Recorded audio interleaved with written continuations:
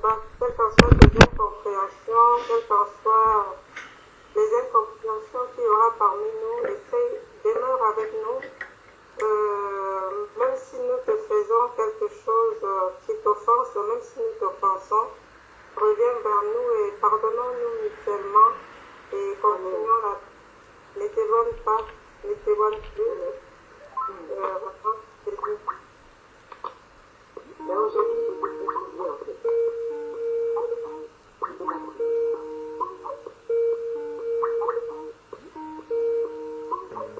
Alors, ça c'est quel appel ça?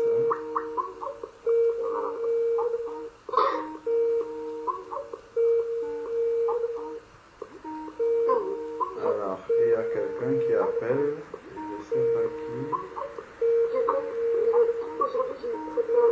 Attends. On est sur Skype avec le groupe Église. Non, attends, Clémence et Aline, je vais vous rajouter de l'autre côté. Donc, raccrochez ici pour que je vous rajoute de l'autre côté en fait. Ok. Voilà, ok, à tout de suite, hein. Ok. Voilà.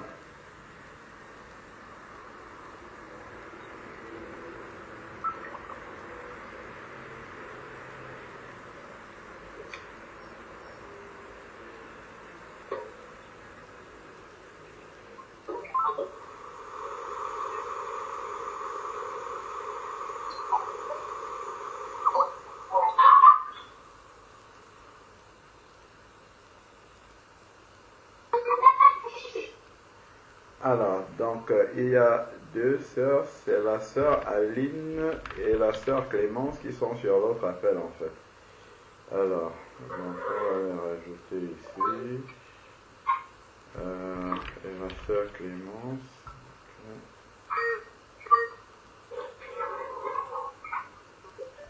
Bonsoir. Ah, bonsoir sœur Sandrine, comment vas-tu? Bonsoir, frère Alain, ça je vais bien. Gloire à Dieu. Bonsoir à tous mes frères et sœurs. Bonsoir sœur Louise, tu vas bien? Je suis un peu en retard. C'est par la grâce de Dieu. Ah, ok, gloire à Dieu. Bonsoir sœur Clémence.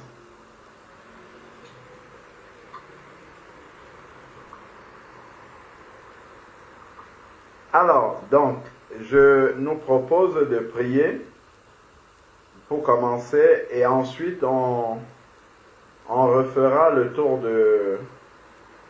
Tout le monde va se représenter parce que je crois que...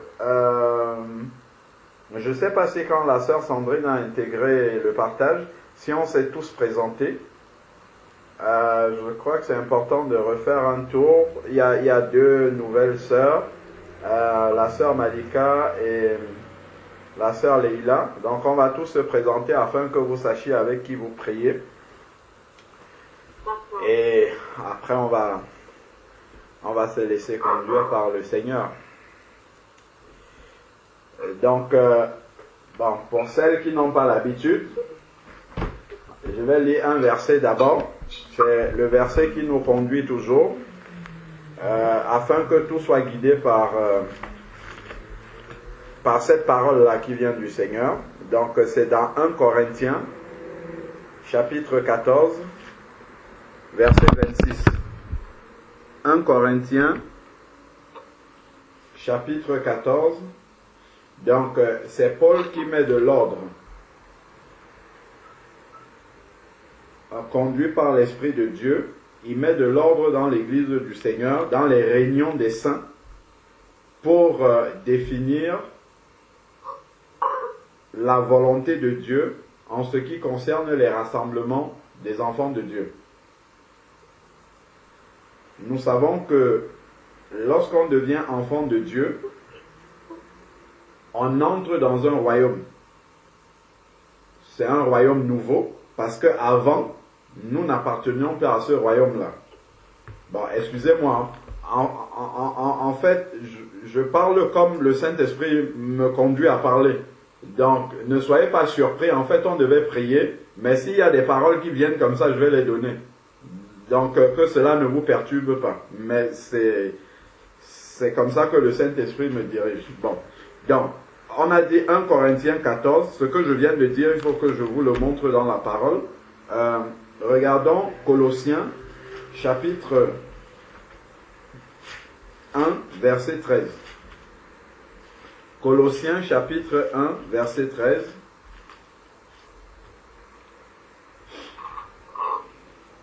Colossiens 1, verset 13 nous dit la chose suivante. Il est dit, il nous a délivrés du pouvoir des ténèbres.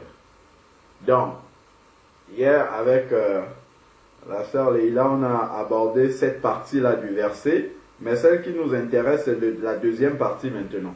Là, pour ceux dont nous sommes en train de parler, c'est écrit, il nous a délivrés du pouvoir des ténèbres et nous a transportés dans le royaume de son Fils bien-aimé. C'est pour ça que je vous disais tout à l'heure que nous appartenons à un nouveau royaume, en fait. Donc avant, on appartenait au royaume des ténèbres et maintenant, on a été transporté dans le royaume de Dieu, en fait. Le royaume de Dieu a ses règles. En France, il y a des règles qui sont régies par le code civil. Aux États-Unis, c'est un autre code civil. La sœur Célina en Russie, c'est encore un autre code civil. Donc, chaque pays a son code civil. De ça, c'est déjà sur la terre. Dans le ciel également, il y a des règles qui régissent le royaume de Dieu. Donc, on ne peut pas se réunir dans la présence de Dieu et faire ce qu'on a envie de faire. Non, on ne doit pas faire ça. Ce qu'on doit faire, c'est d'appliquer exactement ce qui est écrit dans la parole de Dieu. Même lorsqu'on se rassemble comme ça en tant qu'enfant de Dieu, pour que Dieu soit glorifié par ce qu'on va faire, parce qu'on ne s'assemble pas juste pour se faire plaisir les uns les autres. Non, si on s'assemble, c'est pour rendre un culte à Dieu. Il faut que Dieu se réjouisse du fait qu'on se soit réunis, qu'on lui rende gloire, qu'on lui rende ce culte-là. Et ce culte-là doit être selon les règles établies par Dieu. Donc, on a été transporté dans le royaume de son Fils bien-aimé qui a ses règles. Donc, regardons un peu. Alors, je vais retrouver un autre verset qui nous montre l'importance de cela. Parce que tout ce qu'on doit faire doit reposer exactement sur ce qui est écrit. Et à partir de là, on va commencer à voir les décalages, les débordements par rapport à d'où nous sommes sortis. Donc, ici, il nous est dit, alors, qu'est-ce que je cherchais dans... En fait, j'en profite pour poser les bases pour nos nouvelles sœurs qui, peut-être, c'est la première fois de se réunir de cette façon-ci. Bon, là, on ne se voit, on n'est peut-être pas physiquement présents les uns à côté des autres, mais même si on était physiquement présents les uns à côté des autres, c'est de la même manière que ça devait se passer. C'est pour ça que je prends la peine, en fait, enfin, je ne peux pas la peine, mais je prends le temps de poser ces bases-là, conformes à la parole de Dieu, afin que nous tous, nous soyons un seul esprit. Là, je peux commencer à prier, mais si je prie alors qu'on n'est pas un esprit, en fait, ça ne tient à rien. Il faut qu'on ait compris la parole de Dieu de la même façon, que nous soyons un esprit, ensemble, tous unis, un, dans l'esprit. Là, quand on va prier, ça va monter au Seigneur. Si on commence juste à prier comme ça, on va faire les choses selon la religion, en fait. C'est selon les habitudes religieuses. Il faut d'abord qu'on s'entende, qu'on comprenne la parole de Dieu de la même façon, qu'on comprenne la volonté de Dieu de la même façon. Et là, maintenant, lorsque nous allons invoquer ensemble le nom du Seigneur, en fait, nous serons unis. Et c'est très important, en fait, pour que les prières montent au Seigneur, il faut effectivement que nous soyons une seule âme, un seul esprit, un dans l'esprit, pour que notre prière soit agréée par le Seigneur. Donc, il ne faut pas voir cela comme une perte de temps. Il ne faut pas voir cela comme une perte de temps. Bien au contraire, c'est pour poser la fondation de la bonne façon. Pour éviter justement de perdre notre temps. Parce que si la fondation n'est pas bien posée, en fait, tout ce qu'on va faire là, on va perdre notre temps. À la fin, on se sera fait plaisir l'un à l'autre, mais on n'aura pas réjoui le cœur de notre maître. Alors que c'est cela qui est le plus important. Donc, voilà pourquoi on va prendre le temps, on va se présenter, on va prier, ainsi de suite, mais on va faire les choses vraiment comme le Seigneur nous veut que nous le fassions. C'est très important, en fait, quand on veut faire quelque chose pour Dieu, de s'assurer que ce qu'on fait, c'est ça que Dieu recommande. Donc, on a dit que nous avons été transportés dans le royaume de son Fils bien-aimé. Alors, je voulais que nous lisions un autre verset qui se trouve dans... Alors...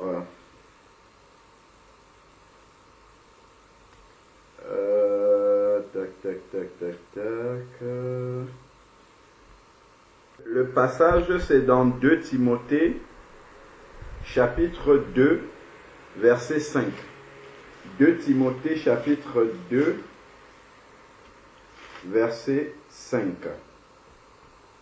Voilà, c'est ça. 2 Timothée, chapitre 2, verset 5.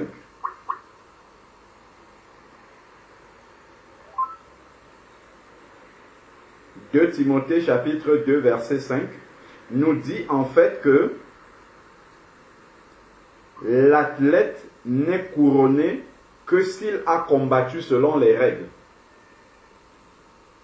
C'est très important en fait lorsque on est enfant de Dieu à savoir que en fait il y a des règles dans le Seigneur et ce qu'on fait pour le Seigneur, ce qu'on fait dans le Seigneur, tout cela doit respecter les règles. Il est dit ici que l'athlète n'est couronné que s'il a combattu selon les règles. Autrement dit, l'athlète peut remporter la victoire s'il veut, mais s'il n'a pas respecté les règles, il n'est pas couronné. Autrement dit, il ne remporte pas le prix. Regardez par exemple dans le cyclisme, on a des exemples. Un exemple patent de Lance Armstrong ou bien d'autres cyclistes qui ont été, dont on a dépisté en fait qu'ils étaient dopés alors qu'ils avaient déjà cumulé plusieurs médailles. On a annulé tout simplement ces médailles-là. Donc ils ont perdu leur couronne parce qu'ils n'avaient pas respecté les règles. Le fait de se doper, en fait, ils n'ont pas respecté les règles. Eh bien, dans le Seigneur, c'est pareil. On peut avoir gagné les âmes sur toute la terre, comme on veut, mais si on n'a pas respecté la parole de Dieu, en fait, on aura couru en vain. On aura fait tout cela en vain, en fait. C'est pour ça que c'est bien de voir ces versets, c'est important, pardon, de voir ces versets-ci. C'est clairement écrit, en fait, que l'athlète qui est couronné, c'est celui qui a respecté les règles. Et ces règles-là sont données dans la parole de Dieu. Donc voilà pourquoi il faut toujours revenir à la parole de Dieu pour s'assurer que ce qu'on fait, c'est ce qui est écrit dans la parole. Prenons maintenant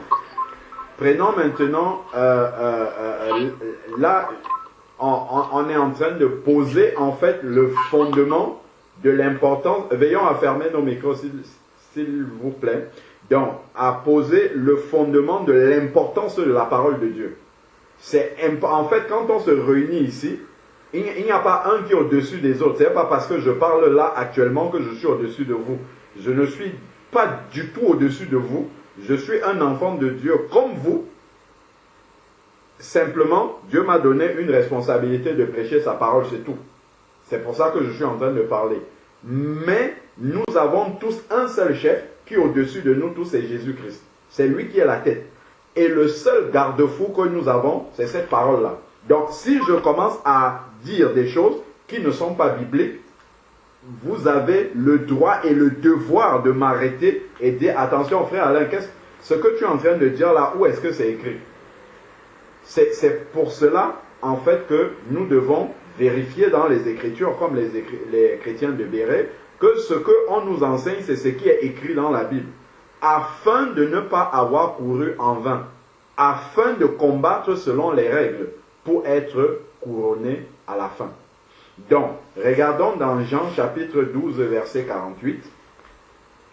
Cela nous montre encore l'importance que nous devons attacher à être vigilants sur les Écritures, être vigilants par rapport à ce qu'on nous enseigne, afin de n'avoir pas cru en vain. Afin de ne pas de ne pas courir en vain, c'est-à-dire de ne pas servir le Seigneur inutilement. Donc, nous avons Jean, on a dit 12, verset 48. Jean chapitre 12, verset 48, nous dit, Jean chapitre 12, verset 48 nous dit, bonsoir, bonsoir. Oui, bonsoir tonton Nicanor. Dans Jean chapitre 12, verset 48 nous dit, celui qui me rejette et qui ne reçoit pas mes paroles a son juge. Celui qui me rejette et qui ne reçoit pas mes paroles a son juge. La parole que j'ai prononcée, c'est elle qui le jugera au dernier jour. Est-ce que nous voyons? La base, en fait, du jugement de Dieu est sur la parole.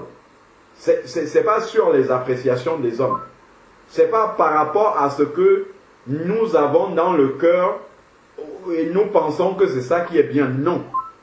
Quelque chose peut partir d'un bon sentiment, mais si cela n'est pas conforme à la parole de Dieu, cela ne réjouit pas le cœur de Dieu. Donc, il faut toujours s'assurer que ce que nous sommes en train de faire est conforme à la parole. Donc, nous pouvons avoir une très très bonne intention. Nous pouvons avoir une très très bonne intention. Attendez, excusez-moi, je vais rajouter Marie-Lydie, c'est elle qui appelle. Donc, on peut être très bien intentionné, mais par contre, faire quelque chose qui n'est pas selon la volonté de Dieu. Regardons un peu une histoire qui doit se trouver dans 2 Chroniques. Si je ne me trompe pas. Alors.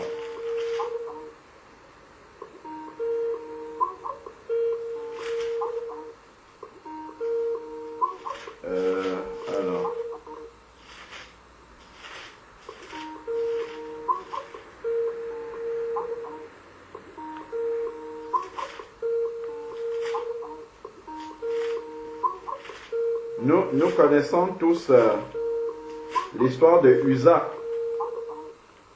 Uza, dans la parole du Seigneur, il était dans la troupe qui transportait l'arche de l'alliance de l'Éternel. Et l'arche de l'alliance s'est penchée pour tomber. Uza a étendu la main pour retenir l'arche de l'alliance, pour que ça ne tombe pas. C'était une très bonne action. D'éviter que l'arche de l'alliance de Dieu puisse tomber. Excusez-moi. Je suis en train de dire, avant que l'appel ne coupe, que on peut être animé de bonnes intentions, mais si ces intentions-là ne sont pas conformes à la parole de Dieu, cela ne réjouit pas le cœur de Dieu et Dieu ne pourra pas valider cela. On a un cas ici dans la parole, si on regarde dans 2 Samuel, 2 Samuel, chapitre 6, 2 Samuel, chapitre 6. Parce que si on ne prouve pas ce qu'on est en train de dire, quelqu'un va dire, bon, ok, 1 Corinthiens, chapitre 14, verset 26, parce qu'en fait, c'est lui qu'on veut expliquer. Pourquoi vous êtes obligé de faire comme ça? On peut faire comme on a l'habitude de faire, on vient s'asseoir, une personne parle du début jusqu'à la fin, la chorale chante, après, je sais pas, le pasteur donne sa prédication, et puis c'est terminé. Pourquoi on ne fait pas comme ça? C'est pour ça qu'on entre vraiment dans les Écritures pour comprendre l'importance de faire conformément à la parole de Dieu et ne pas faire selon notre propre bon vouloir, selon notre propre volonté, selon ce qui nous semble juste. Ce n'est pas ça qui est important, c'est ce que Dieu dit. Donc, si on regarde dans 2 Samuel chapitre 6, il nous est dit ici que à partir du verset 3 par exemple, ils mirent l'arche de Dieu sur le char neuf et l'emportèrent de la maison d'Abinadab, oui, qui est sur la colline. Uza, Aïo, fils d'Abinadab, conduisait le char neuf. Ils l'emportèrent donc de la maison d'Abinadab qui est sur la colline. Uza marchait à côté de l'arche de Dieu. Aïo allait devant l'arche. David et toute la maison d'Israël jouaient devant l'Éternel sur toutes sortes d'instruments de bois, de cyprès, sur des harpes, des luttes, des tambourins, des sistres et des cymbales. Lorsqu'il fut arrivé à l'ère de Nacon, Uza étendit la main vers l'arche de Dieu et la saisit parce que les bœufs avaient glissé. Les bœufs ont glissé, le char a pris une autre position et l'arche était sur le point de tomber. L'arche de Dieu. Uza étend la main pour retenir l'arche et qu'est-ce qui va se passer? La colère de l'Éternel s'enflamma contre Uza. Et Dieu le frappa là à cause de ce sacrilège. Uza mourut là près de l'arche de Dieu. C'est quand même incompréhensible pour notre intelligence humaine de savoir que quelqu'un est en train de faire une bonne action, il veut retenir l'arche qui tombe et Dieu le frappe de mort. Même David a été vraiment secoué par cet événement-là. C'est écrit, David éprouva de la colère de ce que l'Éternel avait frappé Uza d'un tel châtiment, et l'on appela ce lieu Péret Uza jusqu'aujourd'hui. David craignit l'Éternel en ce jour-là et dit, comment l'arche de l'Éternel entrerait-elle chez moi? Donc on voit ici que Uza a été animé d'une bonne intention, mais Dieu l'a frappé. Pourquoi? Parce qu'il a fait quelque chose qui n'était pas conforme à la parole de Dieu, même si c'était animé d'une bonne intention. Il a voulu retenir l'arche de l'Éternel, mais la parole de Dieu nous dit que seuls les sacrificateurs, les Lévites, avaient l'autorisation de Dieu de transporter l'arche. Uza ne faisait pas partie des sacrificateurs, il ne faisait pas partie des Lévites, dont il n'avait pas le droit de toucher à l'arche de l'Alliance. C'est juste pour ça. Parce que ce qu'il a fait n'était pas conforme à la parole de l'Éternel, Dieu l'a frappé. Donc c'est important de comprendre que même les bonnes intentions ne suffisent pas. Il faudrait que ce que nous fassions soit conforme à la parole de Dieu. Les bonnes intentions seulement ne vont pas suffire. Donc voilà pourquoi, avec tous les éléments que nous avons vus là, nous devons toujours rechercher dans la parole de Dieu, est-ce que ce que je fais, c'est ce qui est écrit? Est-ce que ce que je fais, c'est ce qui est conforme à la parole du Seigneur telle qu'elle est écrite?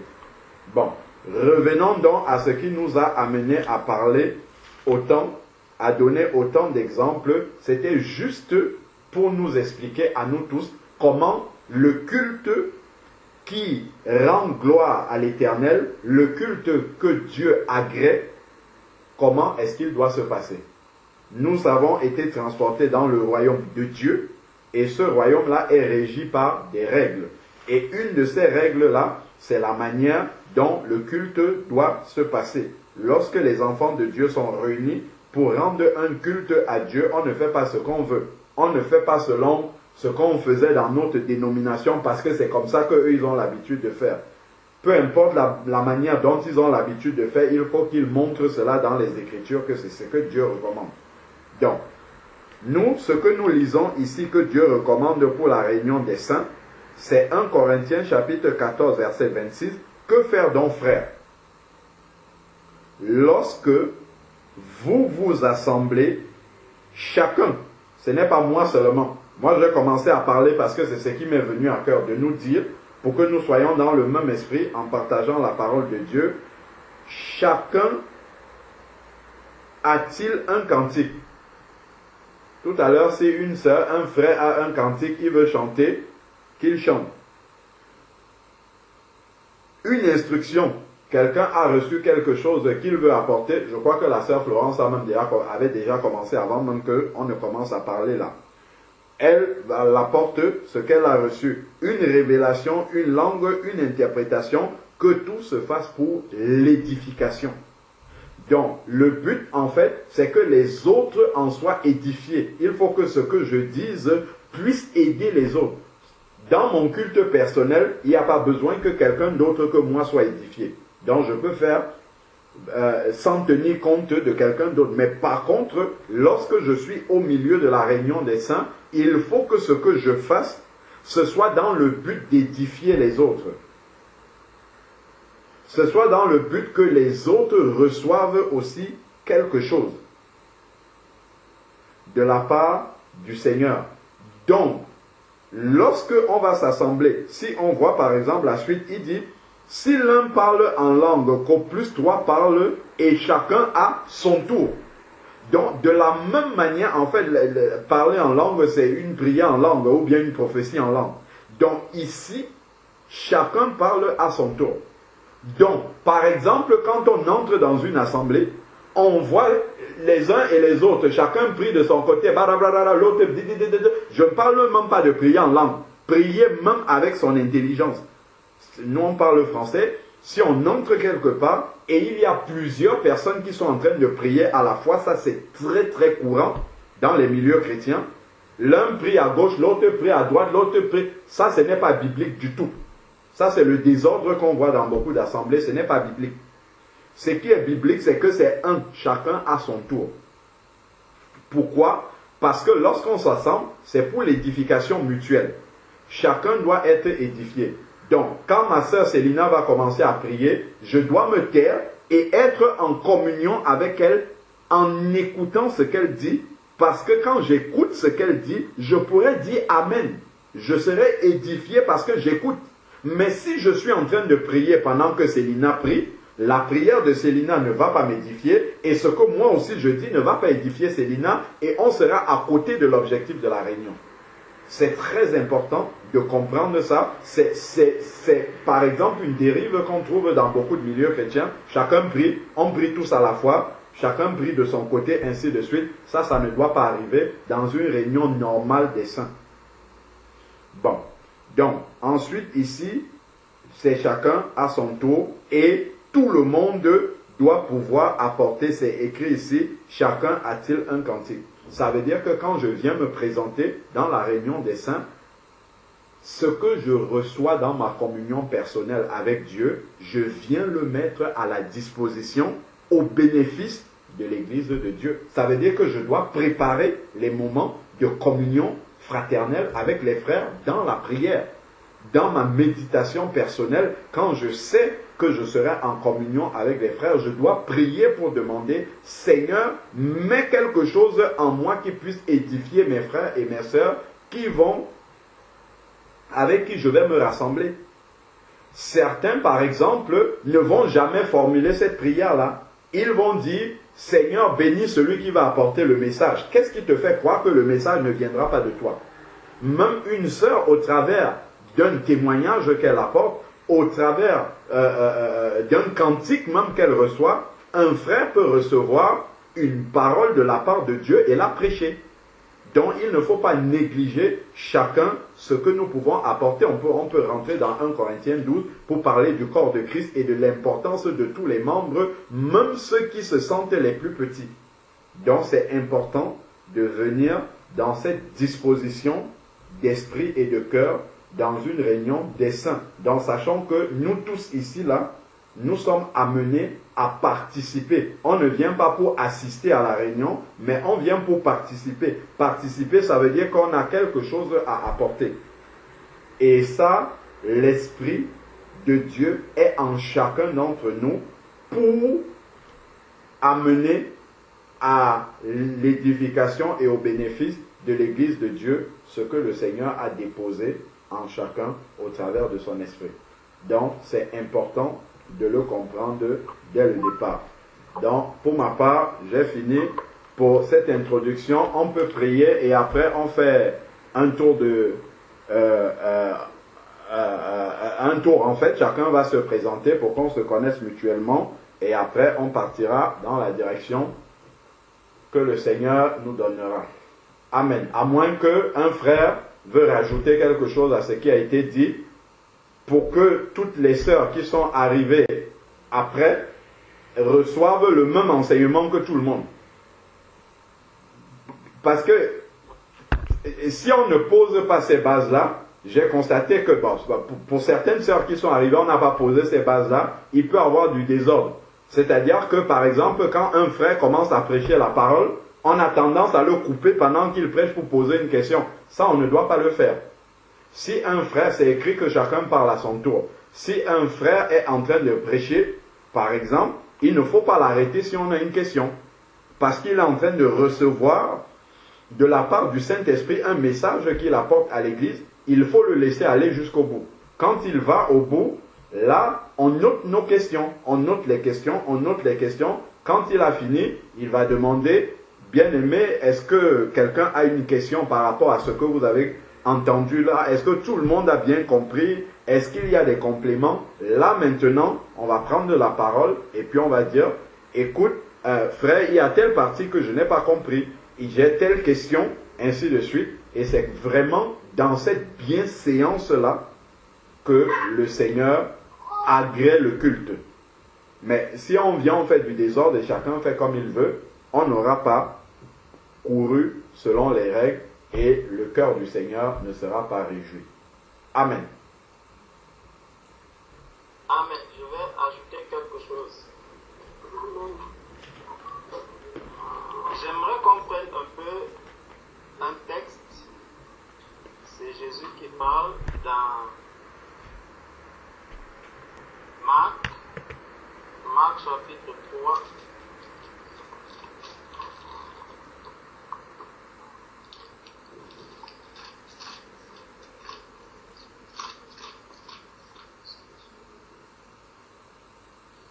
Marc chapitre 3. Parce que ce verset de 1 Corinthiens 14, verset 26, quand on l'écoute, nous pouvons penser que ce verset a été mis dans la parole pour faire beau, ou simplement pour indiquer la manière dont le culte peut se faire chez ceux qui n'arrivent pas à faire un autre culte ou un culte qui pourrait plaire au Seigneur. Parce que quand on regarde dans le monde aujourd'hui, ce verset de 1 Corinthiens 14, verset 26, dans la dénomination, n'est pratiquement pas appliqué. Et on pourrait donc croire que ceux qui l'appliquent, c'est parce qu'ils n'ont pas trouvé un modèle ou une autre manière de pouvoir faire le culte qui serait un culte qui serait raisonnable. Parce que généralement dans nos pensées, nous pensons que le grand nombre, c'est la majorité qui a la vérité. Bon. le Seigneur Jésus, dans Marc chapitre 3 au verset 24, vous allez peut-être me dire pourquoi est-ce qu'on va dans ce texte.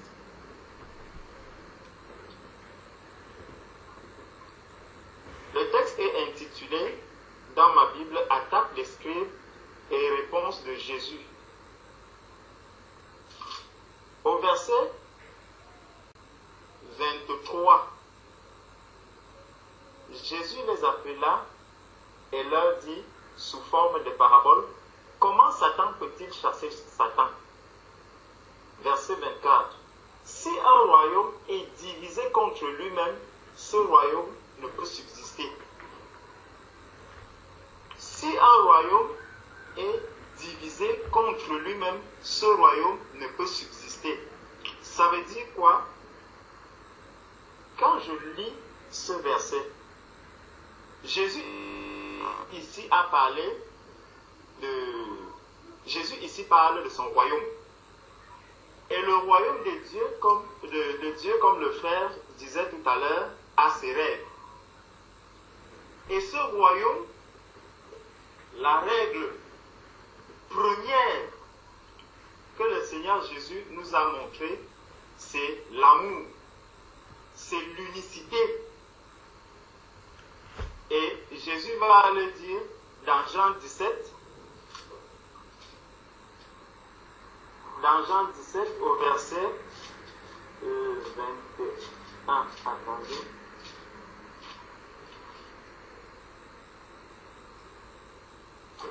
Voilà. Dans Jean 17,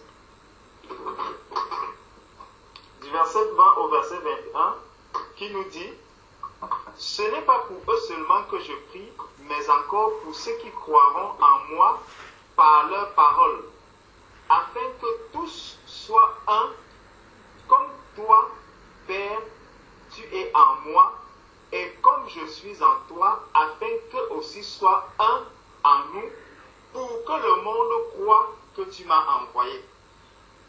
En fait, le seul fait de voir plusieurs manières de rendre un culte à Dieu est déjà un signe de la division. Cela montre déjà que l'homme aujourd'hui veut dire que le royaume de Dieu est divisé. C'est pour cela que Dieu, dans sa préscience, a tout préparé et il a prévu une manière selon laquelle le culte devait être donné. Le culte du Seigneur, le culte qui est donné au Seigneur, ne peut donc pas se donner en désordre. Vous allez arriver dans des milieux où on dit rendre culte à Dieu, mais où on va vous dire, bon voici, quand vous entrez, on vous montre une liste, on vous dit lorsque vous entrez, c'est peut-être la chorale qui va chanter.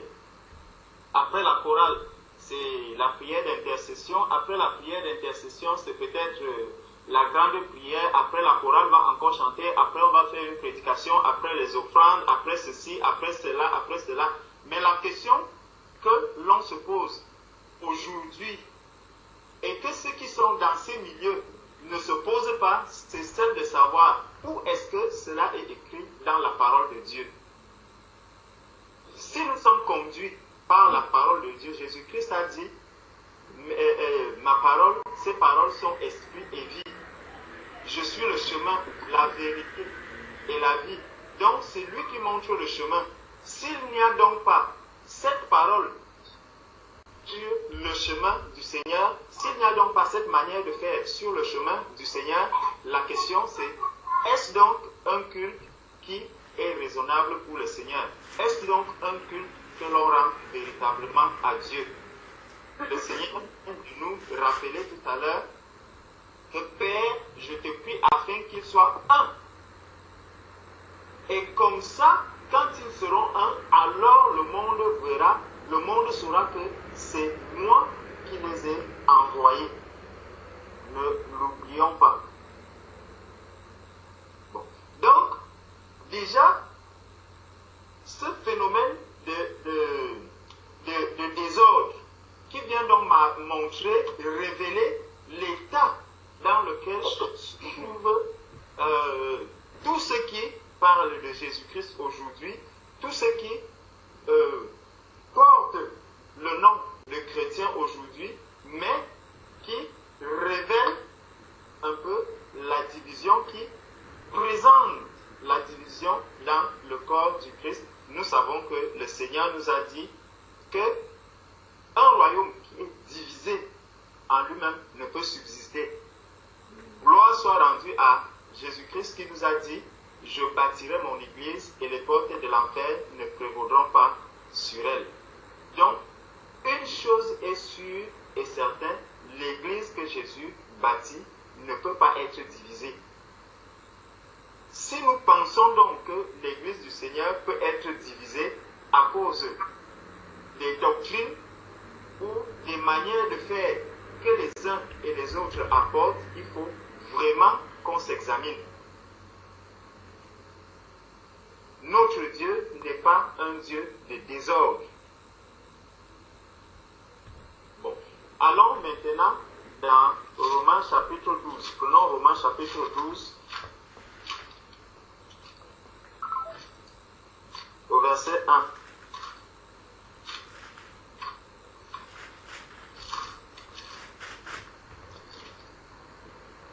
Romains chapitre 12, verset 1, nous dit ceci. Je vous exhorte donc, frères, par les compassions de Dieu, à offrir vos corps, non pas votre argent, à offrir vos corps comme un sacrifice vivant. Donc, ce que les saints offrent aujourd'hui, c'est le corps, parce que c'est ce corps qui...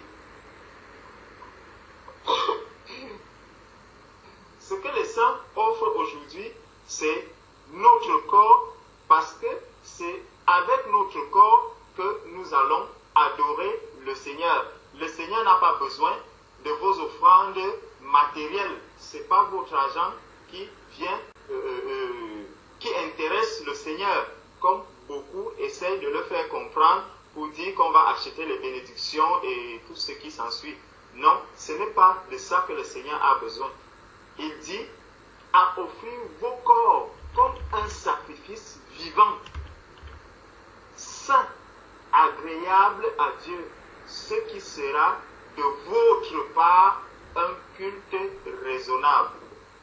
Ce qui sera de votre part, donc pas de la part de Dieu, parce que le Seigneur, lui, le fait que nous adorons le Seigneur, le fait que nous rendons un culte au Seigneur, c'est pour nous quelque chose d'important. C'est pour nous quelque chose de grandiose. Mais pour le Seigneur peut bel et bien se passer de notre culte. Ne l'oublions pas. Donc, beaucoup de personnes peuvent croire qu'ils sont en train d'adorer le Seigneur, qu'ils sont en train de louer le Seigneur, comme si ils le faisaient par pitié pour le Seigneur. Mais non, ne nous trompons pas. Le Seigneur peut bel et bien se passer de notre adoration, il peut se passer de notre culte, il peut se passer de nos prières. Déjà, quand tu pries le Seigneur, ce n'est pas pour donner quelque chose au Seigneur. Le Seigneur, si ce n'est que pour l'adoration, le Seigneur est adoré 24 sur 24. Si ce n'est que pour les prières, il y a des myriades et des myriades de personnes qui prient le Seigneur jour et nuit. Déjà, quand il fait jour ici, il fait peut-être nuit ailleurs. Donc, si nous nous disons que nous n'allons adorer le Seigneur qu'en journée, pendant que nous serons en train de l'adorer en journée ici, lorsque nous serons dans la nuit pour nous reposer, d'autres personnes seront en train de l'adorer parce que là-bas, il fera également jour. Donc, notre Seigneur n'a pas... nous ne donnons pas ce culte, le culte, où nous n'adorons pas le Seigneur par pitié pour le Seigneur. Non. C'est le Seigneur qui a pitié de nous. Ce n'est pas nous qui avons pitié du Seigneur. Et donc, ce que nous faisons au Seigneur, nous devons le faire comme le Seigneur nous a demandé de le faire. Si nous ne le faisons pas comme il nous a demandé de le faire, le Seigneur se passe de notre adoration, il se passe de notre culte.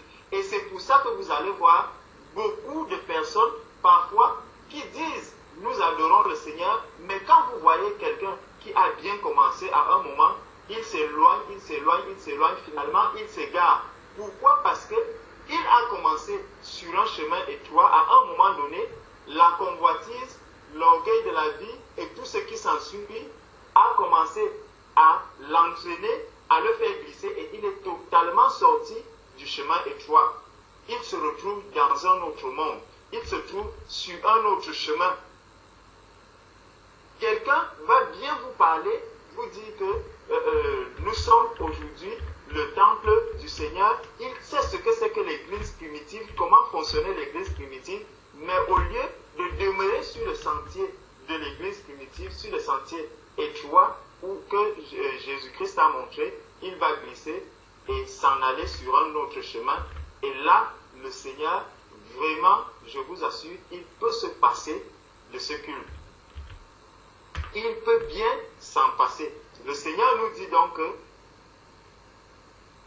à offrir votre corps comme un sacrifice vivant, saint, agréable à Dieu, ce qui sera de votre part un culte raisonnable. Donc, de notre part à nous. Donc, ça sera de notre part à nous un culte raisonnable.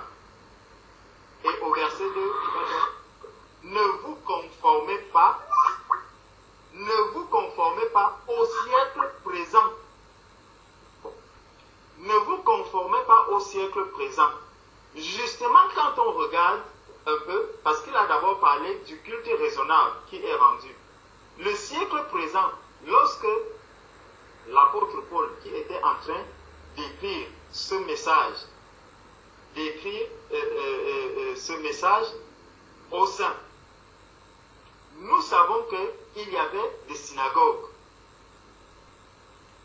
Et le culte était rendu dans ces synagogues. Donc, lorsque l'apôtre Paul dit, il leur rappelle déjà ce qui se passe dans les synagogues.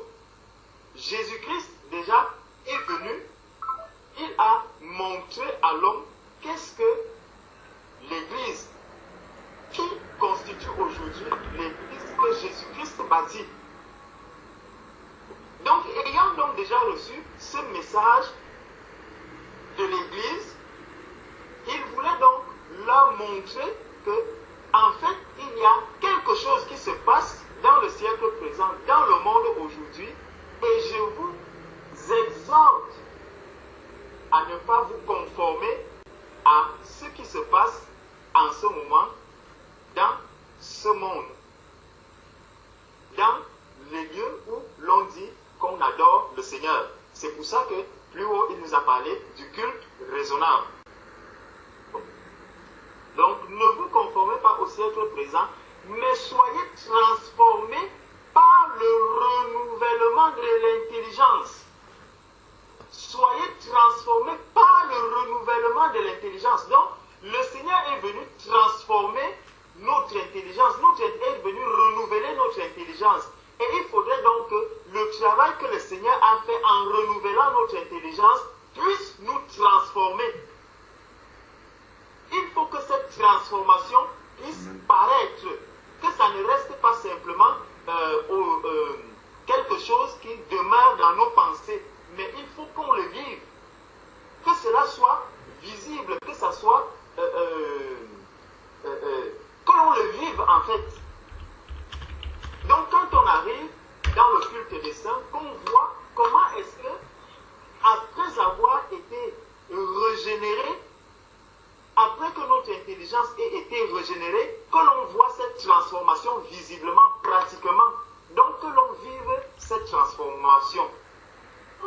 Et donc il dit, soyez transformés par le renouvellement de votre intelligence, afin que vous discerniez quelle est la volonté de Dieu, ce qui est agréable et parfait. Vous voyez un peu. Donc, lorsque notre intelligence aura été régénérée, l'intelligence l'intelligence est déjà régénérée, il faut que cela se voit, que l'on voit cela. Et lorsqu'on verra cela, il dit, c'est alors que cela va être agréable à Dieu et parfait. Bon. Si nous allons un peu dans Éphésiens 4, allons dans Éphésiens 4,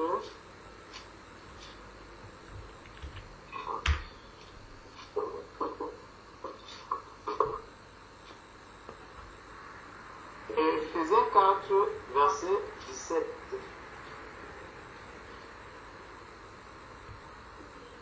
Éphésiens 4, verset 17 nous dit, voici donc ce que je dis et ce que je déclare dans le Seigneur, c'est que vous ne devez plus marcher comme les païens. Vous ne devez plus marcher comme les païens qui marchent selon la vanité de leurs pensées. Qui marchent selon la vanité de leurs pensées. Donc, nous aujourd'hui, n'étant plus païens, il faudrait que l'on puisse voir une différence entre le culte qui vient d'un royaume qui est uni, d'un royaume qui n'est pas divisé, que l'on voit une différence entre ce culte-là et le culte qui est donné par les païens.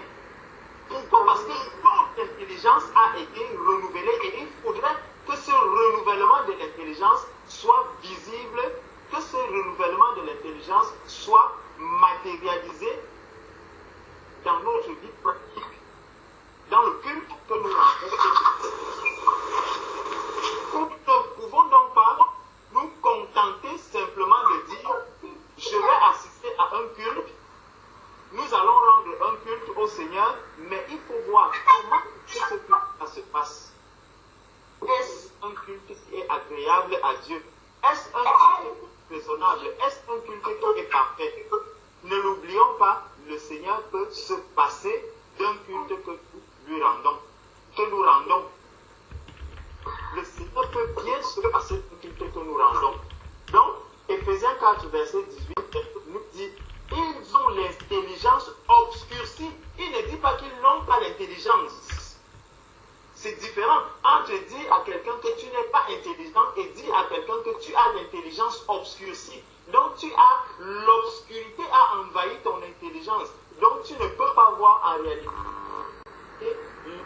ce qui se trouve dans ton intellect. Ton intelligence a été obscurcie. Donc il y a quelque chose qui t'empêche de voir réellement ce qu'il y a dans la vérité. Ça veut dire qu'en fait, ils connaissent cette vérité, mais ils ne peuvent pas l'appliquer, ils ne peuvent pas la mettre en pratique. Pourquoi? Parce que ça se trouve en eux, mais ne peut pas être pratiqué, ne peut pas être mis, ne peut pas être mis en valeur. Pourquoi? Parce qu'il y a quelque chose qui obscurcit ce passage de la phase intellect à la phase pratique. C'est pour ça qu'il a dit que soyez transformés par le renouvellement de l'intelligence. Donc lorsque nous avons été, notre intelligence a été renouvelée, il faut que cette transformation-là puisse paraître. Et donc que l'on vive notre transformation. Notre transformation ne doit pas rester virtuelle, mais elle doit être pratique. Donc, il dit, ils ont l'intelligence obscurcie, ils sont étrangers à la vie de Dieu. Ils sont étrangers à la vie de Dieu. Pourtant, ils ont une intelligence. Mais à cause du fait que cette intelligence est obscurcie, l'apôtre nous révèle qu'ils sont étrangers à la vie de Dieu. Pourquoi à la vie de Dieu? Parce que le royaume de Dieu qui est un, le royaume de Dieu qui est uni, le royaume de Dieu qui est celui qui est bâti selon les règles, les fondements de Jésus-Christ, ce royaume-là ne peut pas marcher si on ne reste pas dans le modèle que Christ a laissé, dans le modèle que Christ bâtit. Jésus a dit, je bâtirai mon église et les portes de l'enfer ne prévaudront pas sur elle. Amen. Si quelque chose vient d'ailleurs, cela ne vient pas du Seigneur, ça fait quoi? On va l'appeler quelque chose qui est étranger à la vie de Dieu. Tout ce qui n'est pas dans le modèle du Seigneur est étranger à la vie de Dieu. Amen. Ne l'oublions pas, mes bien-aimés, le Seigneur peut se passer du culte que les êtres humains lui rendent. Il peut bel et bien se passer de ce culte. Donc, il dit, à cause de l'ignorance qui est en eux, à cause de l'endurcissement de leur cœur. Donc, c'est parce que le cœur est endurci. Mes frères, mes sœurs, est-ce que vous pensez que tous ces cultes que l'on rend, ces personnes ne sont jamais tombées sur 1 Corinthiens 14, 26? Bien sûr que si. Quand aujourd'hui, nous allons rentrer dans des batailles, voilà, la femme ne doit pas se voiler, la femme doit valer la job, la femme ne doit pas enseigner, la femme doit enseigner, la femme...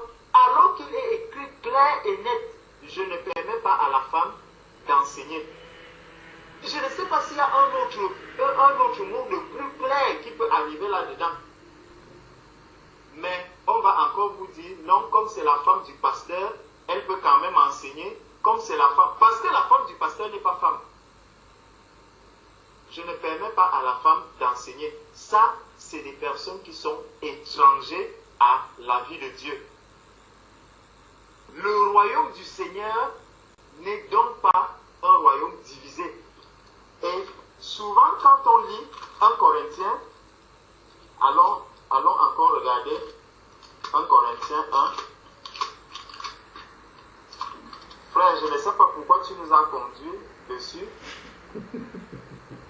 1 Corinthiens chapitre 1, verset 10.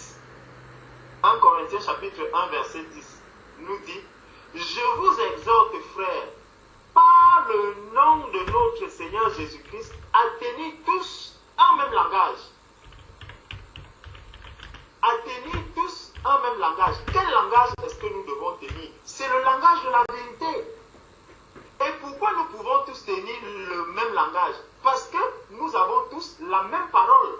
Nous avons tous le même esprit.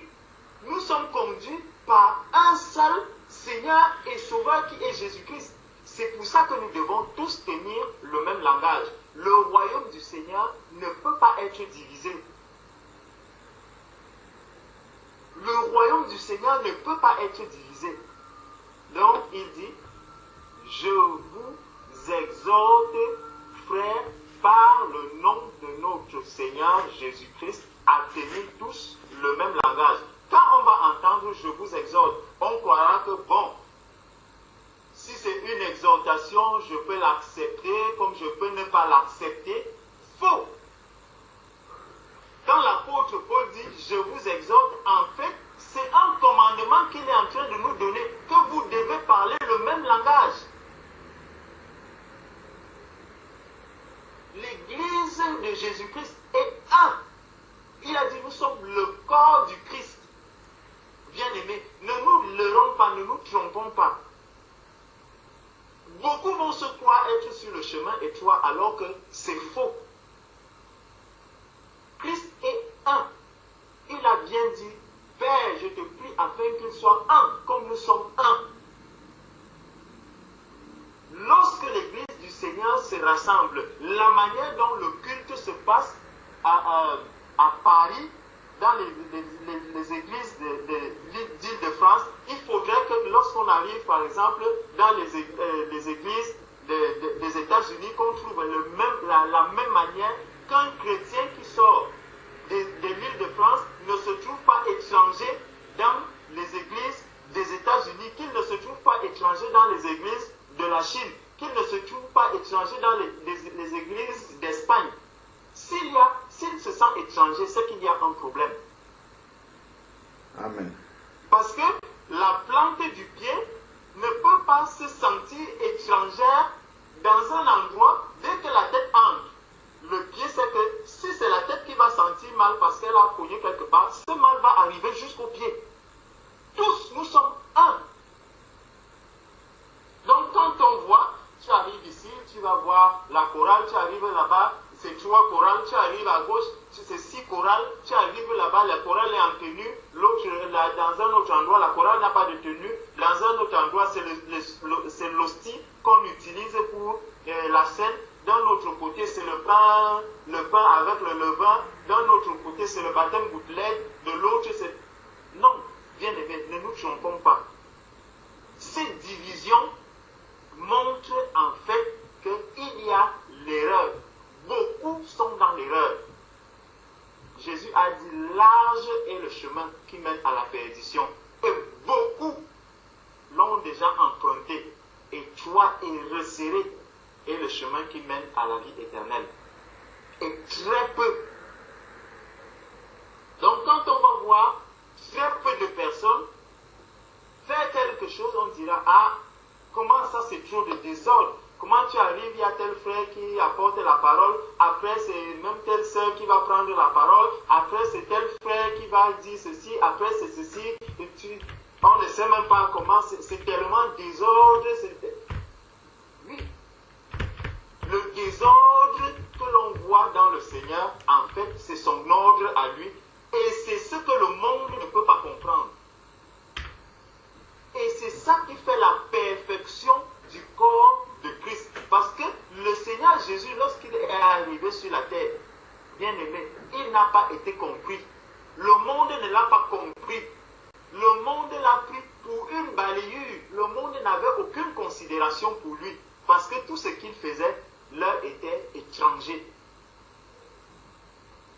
C'est pour ça que l'Église du Seigneur, qui est encore sur la terre, doit montrer vraiment qu'elle a une vie particulière. Il y a un modèle, il y a quelque chose de particulier que nous portons et que nous avons. Donc, il dit, je vous exhorte à tenir tous un même langage et à ne point avoir de divisions parmi vous, mais à être parfaitement unis dans un même esprit et dans un même sentiment. Donc, cette unicité montre alors que nous sommes enfants de Dieu. Parce que quand on va voir par la suite, il va commencer à dire, moi je suis de tel, moi je suis de Paul, moi je suis de tel, moi je suis de X, de Y, et il demandera, est-ce que toutes ces personnes-là sont mortes pour vous? Si j'appartiens donc à un homme,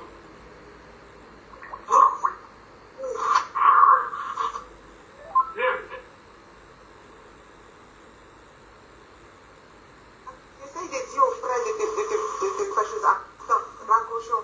Là, je viens rentrer.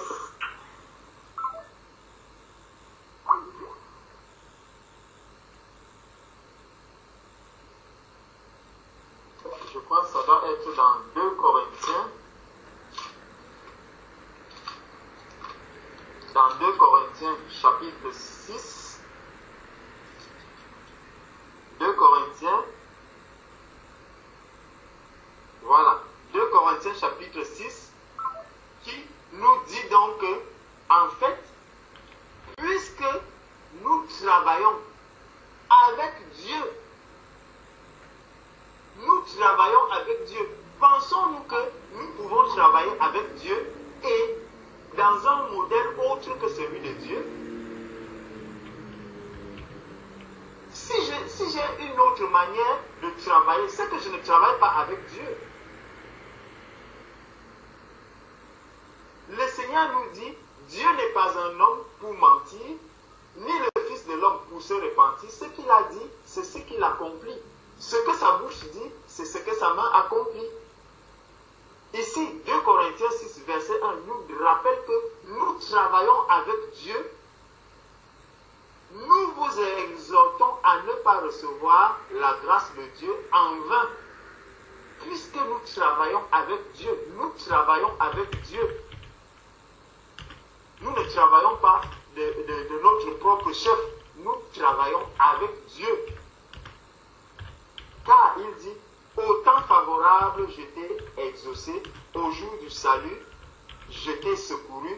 Voici maintenant le temps favorable. Voici maintenant le jour du salut. Donc, nous voyons que le Seigneur lui-même nous a donné un modèle. Il nous a dit comment est-ce que l'Église doit fonctionner, comment est-ce que le culte doit se passer, comment est-ce que nous devons chercher à lui plaire selon 1 Thessaloniciens 4, 1 Thessaloniciens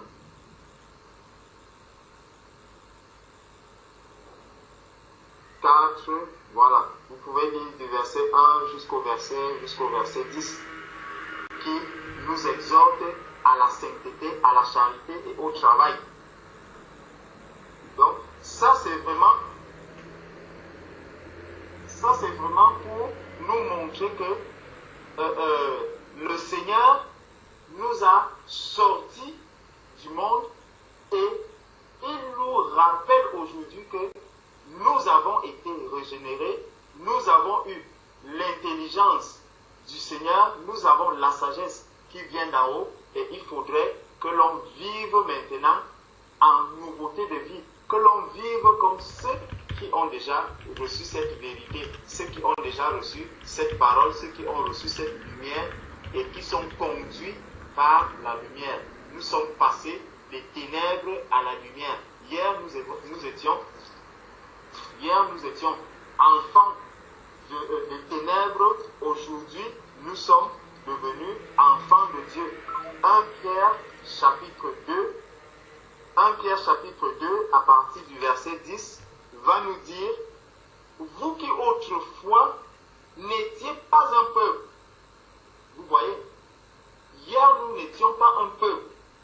Pourtant nous croyons être un peuple. Donc ceux qui ne sont pas dans le Seigneur, justement, ils sont divisés et ils ne constituent pas un royaume, ils ne constituent pas un peuple. Mais il nous dit que vous qui autrefois n'étiez pas un peuple et qui maintenant êtes le peuple de Dieu, vous qui n'avez pas obtenu miséricorde et qui maintenant avez obtenu une miséricorde, bien-aimés, je vous exhorte comme étrangers et voyageurs sur la terre à vous abstenir des convoitises charnelles qui font la guerre à l'âme. Ayez au milieu des païens une bonne conduite afin que là même où ils vous calomnient, comme si vous étiez des malfaiteurs, ils remarquent vos bonnes œuvres et glorifient Dieu au jour où il les visitera. Donc, lorsque nous allons avoir une certaine conduite devant les païens, lorsque les païens vont se demander mais comment est-ce qu'ils arrivent à être dans la joie en faisant le culte de cette manière, nous ne voyons pas qu'est-ce qui les intéresse autant, nous ne voyons pas qu'est-ce qui les attire autant, nous ne voyons pas quelque chose de particulier qu'il y a même dans leur propre vie. Mais ils voient comment est-ce que nous sommes dans la joie, ils voient comment est-ce que nous nous réjouissons, comment nous adorons le Seigneur. Pour eux, ça sera le désordre, mais devant Dieu, ce culte est agréable, parfait, et ces personnes pourront être touchées parce que alors nous sommes en train de travailler avec Dieu. Et lorsque nous travaillons avec Dieu, la parole de Dieu nous dit: si Dieu est pour nous, qui sera contre nous? Personne ne pourra être contre nous si Dieu est pour nous. Alors, travaillons avec le Seigneur et nous accomplirons les œuvres qui plairont à notre Seigneur. Amen. Amen. Amen, amen, amen. Que Dieu soit béni. Amen. Gloire au Seigneur.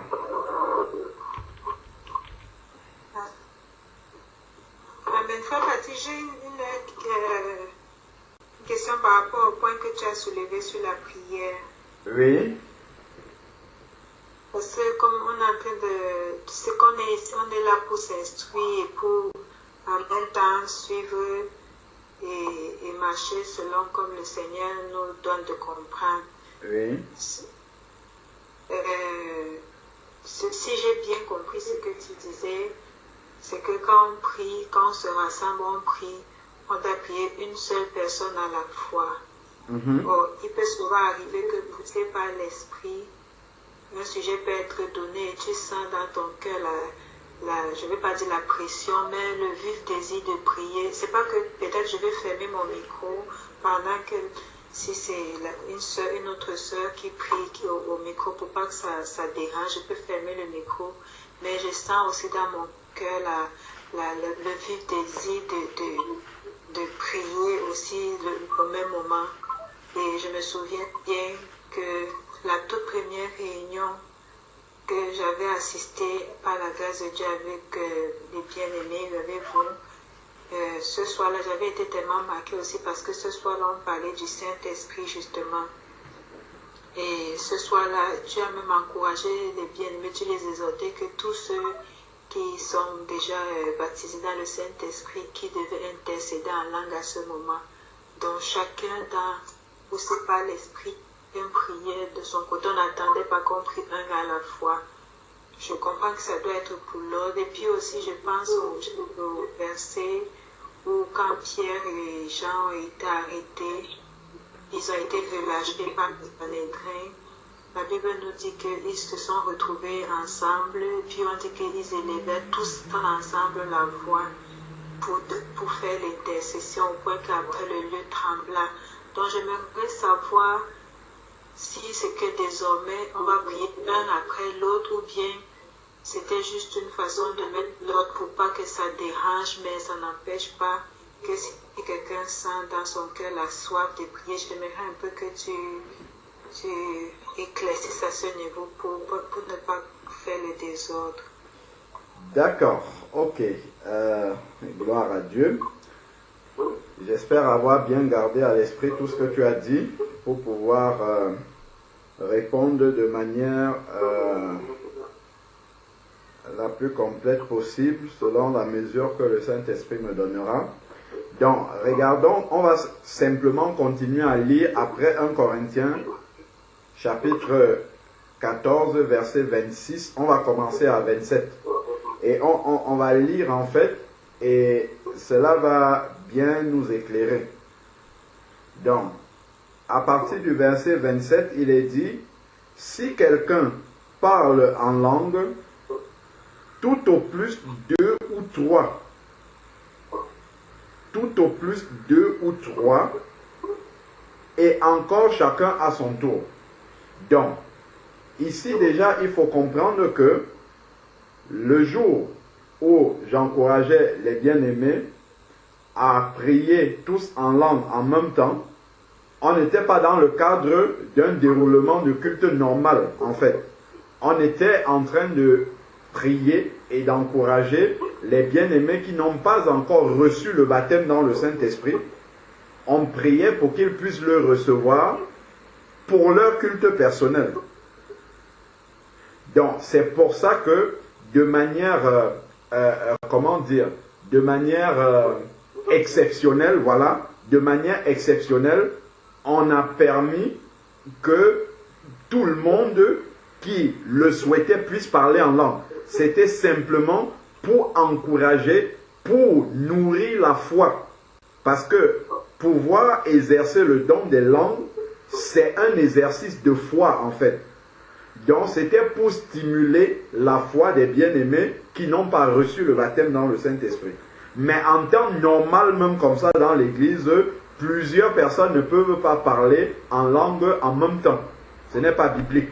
Donc c'est un à la fois, ensuite l'autre, et après la Bible dit qu'il faut interpréter. Dans ce jour-là, on n'a même pas interprété parce qu'en fait, on n'était pas dans le cadre de l'exercice du don de langue normal dans l'église. Parce que quand le don de langue est manifesté dans l'église, c'est écrit au verset 28, s'il n'y a pas d'interprétation, qu'on se taise dans l'église et qu'on parle à soi-même et à Dieu. Donc, si quelqu'un parle en langue dans l'église, ça veut dire que c'est une prophétie que Dieu est en train de donner à l'église pour son édification. Parce que quand on se réunit, c'est pour l'édification, dont il y a besoin que l'Église reçoive le message que Dieu a donné en langue. C'est pour ça qu'on a besoin d'une interprétation. Et donc, si celui qui est en train de parler en langue sans qu'il n'y a pas d'interprétation, il faut qu'il baisse le son pour parler à lui-même et à Dieu. Bon. Dans la suite maintenant, il est dit, pour les prophètes, que 2 ou 3 parlent et que les autres jugent. Donc on voit vraiment qu'il y a toujours une notion d'ordre, de prier l'un après l'autre pour l'édification. Continuons maintenant, il est dit, donc, un autre assistant, verset 30, a-t-il une révélation que le premier se taise? Donc on voit ça en fait. Donc si toi, tu ressens le besoin de prier et que ça vient, celui qui était en train de prier doit se taire, ou alors toi tu dois attendre qu'il ait fini pour pouvoir parler. Parce que regarde ce qui est écrit après.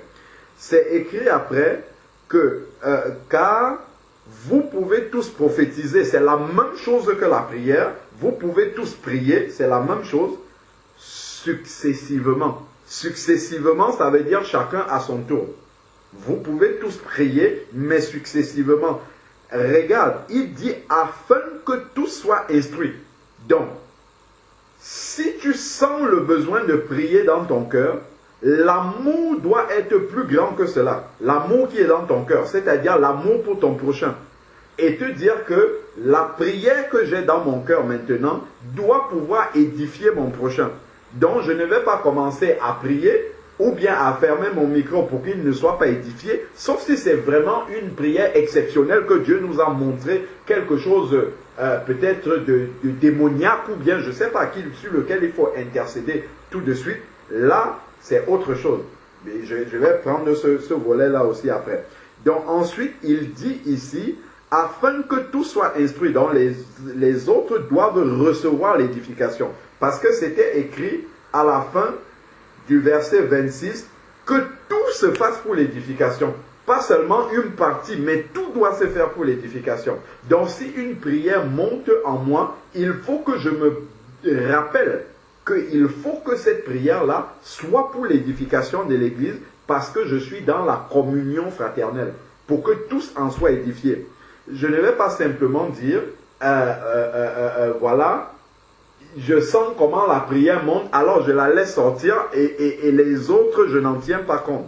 Non, il faut que nous puissions tenir compte des autres. Je suis dans la communion fraternelle. Il faut que la prière qui vient dans mon cœur puisse édifier les autres. Donc je sens l'envie de prier, mais je vais attendre mon tour.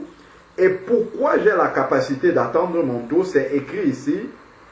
Donc, afin que tout soit instruit, tout soit exhorté, regarde ce qu'il dit, l'esprit des prophètes est soumis aux prophètes.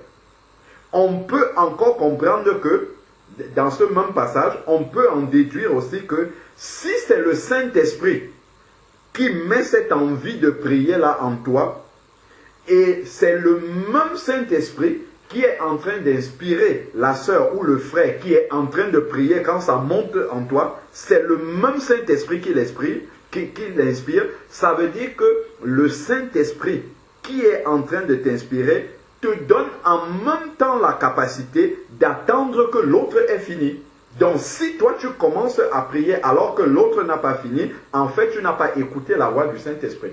Certes, il t'a donné l'envie de prier, mais tu ne l'as pas écouté pour laisser sortir cela à un moment approprié, à un moment qui ne causera pas le désordre. Ici, en fait, il parle de la prophétie.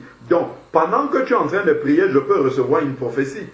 Mais ce n'est pas parce que j'ai reçu cette prophétie que je vais couper ta prière et pendant que tu es en train de prier, je dis ainsi parle le Seigneur, ça va faire le désordre. Je vais te laisser prier, tu vas aller jusqu'au bout, parce que tu es en train de prier inspiré par l'Esprit de Dieu. La prophétie que je reçois, ça vient aussi de l'Esprit de Dieu. Donc ce même Esprit qui nous conduit tous les deux va me conduire pour qu'il n'y ait pas le désordre, à patienter, à rester dans l'attente que tu aies terminé jusqu'au bout de ta prière et ensuite je vais prendre la parole.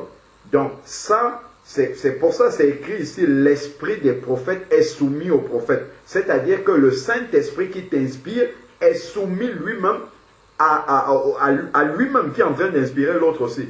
Donc il n'y aura pas de désordre. Donc si tu te sens inspiré de prier, tu as la capacité d'attendre que l'autre ait terminé pour édifier également lorsque tu vas prier. Si tu pries pendant que l'autre prie, en fait c'est que tu n'as pas écouté la voix du Saint-Esprit. Il t'a certes inspiré une prière, mais en fait tu n'as pas écouté à quel moment en fait. Parce qu'on peut tous recevoir beaucoup de choses de la part de Dieu, mais il faut juger le moment auquel j'apporte ce que j'ai reçu de Dieu. Bon, donc l'esprit des prophètes est soumis aux prophètes. Après, il dit, car Dieu n'est pas un Dieu de désordre, mais de paix. Donc Dieu n'amène pas, il ne peut pas apporter le désordre dans son église en fait. Il nous a tous donné le Saint-Esprit, et ce Saint-Esprit-là nous canalise l'un l'autre pour qu'on ne déverse pas ce qu'on a reçu du Seigneur tous en même temps. Parce qu'il faut que l'un déverse après l'autre, et ainsi de suite, pour que tout le monde puisse recevoir et que rien ne soit perdu. Si la prière qui montait dans ton cœur était destinée à ce que Frère Georges, en l'écoutant, reçoive un message de Dieu pour prêcher cela à l'église, le fait d'avoir prié en même temps que lui il est en train de prier, il n'est pas attentif à ta prière. Donc il va passer à côté du message que Dieu devait lui inspirer au travers de ta prière. Et on sera passé à côté de quelque chose. Donc il y a besoin effectivement d'avoir cet équilibre. Donc là on est dans un déroulement normal d'un culte. On peut avoir par exemple des cas exceptionnels où voilà, on est amené à stimuler, comme je disais, la foi des bien-aimés qui n'ont pas reçu le baptême du Saint-Esprit. Ça, c'est dans un cadre particulier. On est peut-être en réunion comme ça, un démon commence à se manifester chez une sœur. Là, on va sortir tout de suite du cadre normal du déroulement du culte et on va commencer à prier pour chasser et prendre autorité sur ce démon-là. Et là, on peut être amené à prier tous en même temps. Parce qu'on est dans un cas exceptionnel. On n'est pas dans le déroulement normal du culte. Parce que le démon ne va pas attendre que Alain Patrick ait fini et que Georges enchaîne derrière. Non. Là, il faut prendre autorité et mettre le démon hors d'état de nuire. Maintenant, pour revenir à la prière que tu as citée, prenons Actes chapitre 4. Je crois que c'est là que ça se trouve. Le cas où tu as cité, où ils ont tous élevé la voix ensemble. C'est important d'aller voir exactement comment cela s'est passé. Actes chapitre 4. Actes chapitre 4. Prenons à partir du verset 23. Actes chapitre 4 à partir du verset 23 nous dit: après avoir été relâchés, ils allèrent vers les leurs et racontèrent tout ce que les principaux sacrificateurs et les anciens leur avaient dit. Lorsqu'il eut entendu d'un commun accord. Donc, d'un commun accord, ça veut dire qu'ils étaient tous d'accord. Comme le Seigneur dit, si 2 ou 3 s'unissent pour demander quelque chose, je l'accorde. Donc, ils étaient tous d'accord. D'un commun accord, ils élevèrent la voix vers Dieu et dirent. C'est important. Tu as saisi l'aspect du fait qu'ils aient élevé la voix ensemble, mais il manque quelque chose. Regarde ce qui se passe. Ils élevèrent la voix ensemble et dirent: Maître, toi qui as fait le ciel et la terre, la mer et tout ce qui s'y trouve, c'est toi qui dis par l'Esprit Saint de la bouche de notre Père David, et ainsi de suite. Pourquoi les nations se sont-elles agitées et les peuples ont-ils eu de vaines pensées? Les rois de la terre se sont dressés et les chefs se sont ligués contre le Seigneur et contre son oint. Car en vérité, car en vérité, contre ton saint serviteur Jésus, à qui tu as donné l'onction, Hérode et Ponce Pilate se sont ligués dans cette ville avec les nations, avec les peuples, les peuples d'Israël, pour faire tout ce que ta main et ton conseil avaient déterminé d'avance. Et maintenant, Seigneur, sois attentif à leurs menaces et donne à tes serviteurs d'annoncer ta parole avec assurance, étends ta main, qu'ils se produisent des guérisons, des signes, des prodiges par le nom de ton saint serviteur Jésus. Quand ils eurent prié, le lieu où ils étaient trembla et ils furent tous remplis du Saint-Esprit et annonça la parole de Dieu avec assurance. Qu'est-ce qu'on constate dans ce passage-ci? C'est que, regarde bien ce qui est écrit, ma soeur. Je suis au verset 24. Ils élevèrent la voix vers Dieu et dirent. Ils ont tous élevé la voix, mais ils ont dit exactement la même prière. Ce n'est pas moi, je suis en train de dire, Père, donne ceci. Frère Georges lui dit, Seigneur, il disait la même chose, en fait. C'est un peu comme, on peut dire, nous faisons la prière que le Seigneur Jésus a enseigné à ses disciples. Notre Père qui es aux cieux, que son nom soit sanctifié, que ton règne vienne. Nous disons tous la même chose. C'est une prière qui est biblique. Elle est conforme parce que nous disons tous exactement la même chose.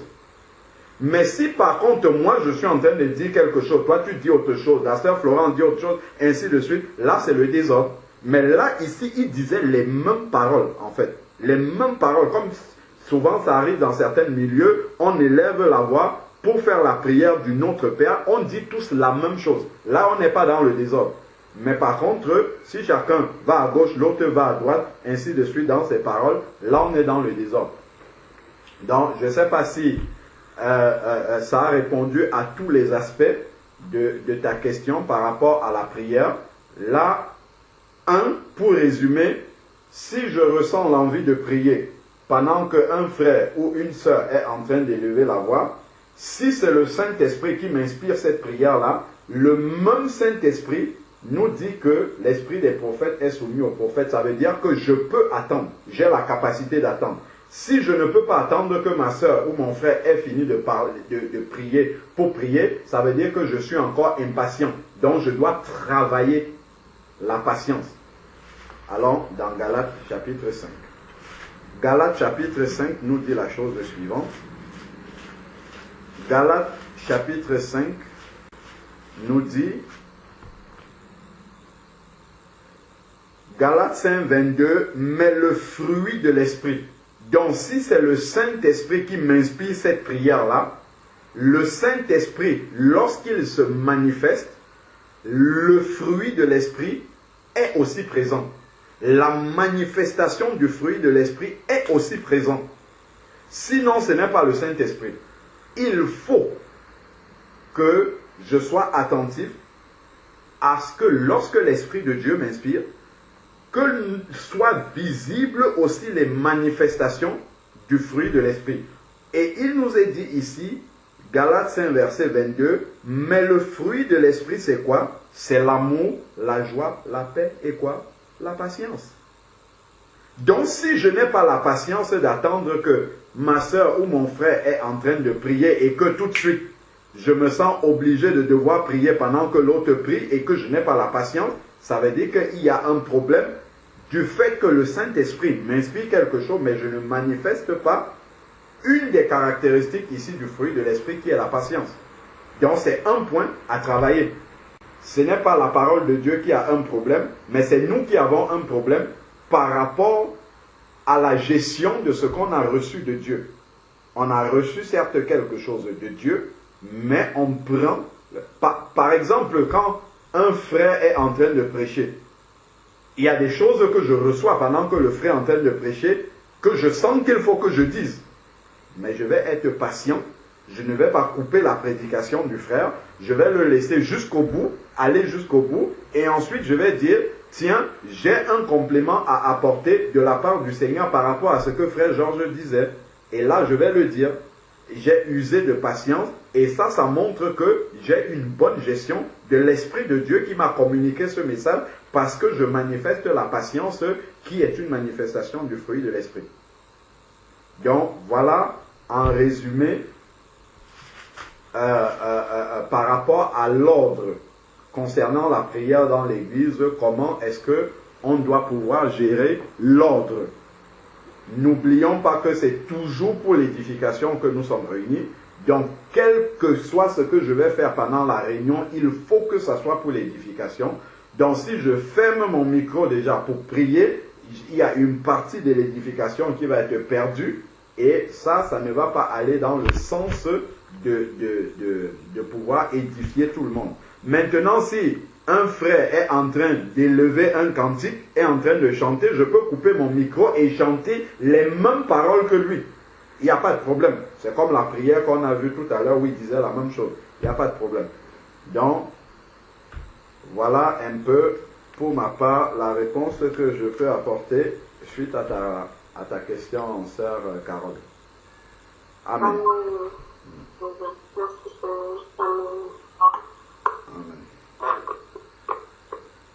Amen.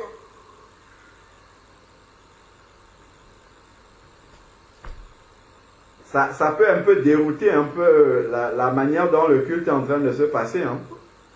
Beaucoup peuvent dire on n'a même pas prié.